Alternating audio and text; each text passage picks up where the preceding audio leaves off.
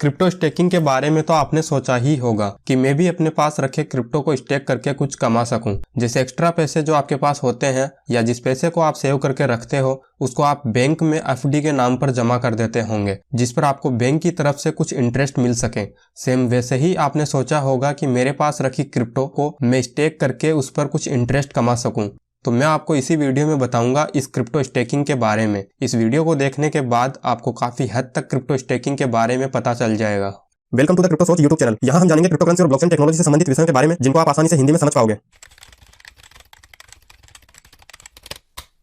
चलिए, जैसा कि आपने सुना होगा कि क्रिप्टो स्टेकिंग से एक अच्छी कमाई की जा सकती है, लेकिन सबसे पहले इसको जानना जरूरी है कि क्रिप्टो स्टेकिंग क्या है और कैसे काम होता है इसमें। तो देखो, क्रिप्टो स्टेकिंग सेम वैसे ही है जैसे अपने पास रखे एक्स्ट्रा पैसे को बैंक में एफडी के नाम पर डिपॉजिट करके उस पर इंटरेस्ट कमाना। वैसे ही क्रिप्टो स्टेकिंग में अपने पास रखी एक्स्ट्रा क्रिप्टो या फिर ऐसी क्रिप्टो करेंसी जिसको लंबे टाइम तक के लिए होल्ड करके रखना है तो उसको स्टेक करके उस पर रिवार्ड्स के रूप में कुछ एक्स्ट्रा इनकम की जा सकती है। लेकिन क्रिप्टो स्टेकिंग क्या है ये समझने से पहले आपको प्रूफ ऑफ स्टेक को समझना होगा कि कैसे प्रूफ ऑफ स्टेक काम करता है। इसके लिए आप इस वीडियो को देख लीजिए। अगर प्रूफ ऑफ स्टेक को शॉर्ट में बताने की मैं कोशिश करूं तो ऐसा समझ लीजिए कि प्रूफ ऑफ स्टेक एक ऐसा तरीका है जिसमें भाग लेने वाले लोग किसी नेटवर्क में अपने कॉइन्स यानी क्रिप्टो को लॉक कर देते हैं या फिर उस नेटवर्क में एक टाइम पर एक ब्लॉक को बनाने के लिए रैंडमली किसी एक स्टेकर को ही चुना जाता है और जैसे ही नया ब्लॉक बन जाता है तो इस स्टेकर को कुछ रिवार्ड्स मिल जाता है। इसी पूरे प्रोसेस को क्रिप्टो स्टेकिंग कहते हैं।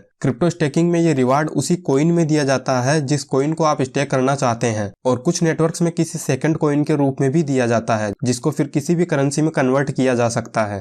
आप अपने क्रिप्टो को स्टेक करने के लिए किसी भी एक्सचेंज में कर सकते हैं, लेकिन वो एक्सचेंज ट्रस्टेड हो, टॉप 10 या टॉप 15 में उसकी रैंक होनी चाहिए। या मैं तो ये कहना चाहूंगा कि आप जिस कॉइन को स्टेक करना चाहते हैं उस कॉइन के वॉलेट में ही स्टेक करो तो सबसे बेस्ट है, ताकि आपके कॉइन्स ज्यादा सिक्योर रहे।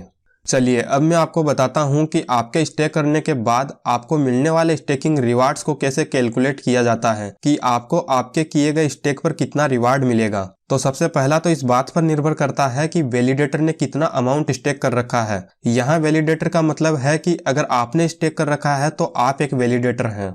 दूसरा कि वैलिडेटर कितने लंबे टाइम तक स्टेक करके रखता है। जितने ज्यादा लंबे टाइम तक वैलिडेटर अपने क्रिप्टो कॉइन को लॉक करके रखेगा स्टेकिंग में, उसके अकॉर्डिंग उतना ज्यादा रिवार्ड्स पाने के लिए वो एलिजिबल होगा। और इसके अलावा इस बात पर भी निर्भर करता है कि पूरे नेटवर्क पर टोटल कितने कॉइन्स स्टेक्ड है। इस टाइप के ये इन कुछ फैक्टर्स पर डिपेंड करता है कि कितना स्टेकिंग रिवार्ड मिल सकता है। लेकिन बहुत से नेटवर्क स्टेकिंग रिवार्ड को फिक्स परसेंटेज के रूप में निर्धारित कर देते हैं, जिससे स्टेक करने से पहले ही वैलिडेटर्स चेक कर सकते हैं कि कितना परसेंटेज रिवार्ड्स में मिलेगा। उस हिसाब से वैलिडेटर्स कैलकुलेट कर सकते हैं कि वो जितना अमाउंट स्टेक करना चाहते हैं उसके हिसाब से उनको एग्जैक्टली कितना स्टेकिंग रिवार्ड मिलेगा।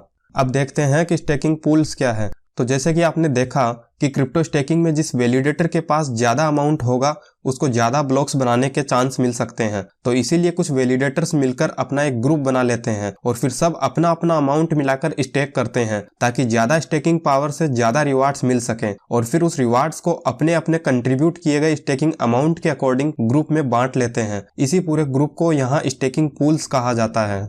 अब जो सबसे ज्यादा इंपॉर्टेंट बात आती है अपने कॉइन्स की सेफ्टी के बारे में कि मान लो किसी के पास बहुत ज्यादा अमाउंट हो तो वो किसी भी एक्सचेंज पर स्टेक करके एक्स्ट्रा कमाने की सोचेगा तो कहीं ना कहीं इसमें रिस्क तो रहेगा, क्योंकि आजकल एक्सचेंजेस के साथ हैकिंग के और फ्रॉड्स के केसेस आते रहते हैं। तो इसी का सॉल्यूशन है एक जिसे कहते हैं कोल्ड स्टेकिंग।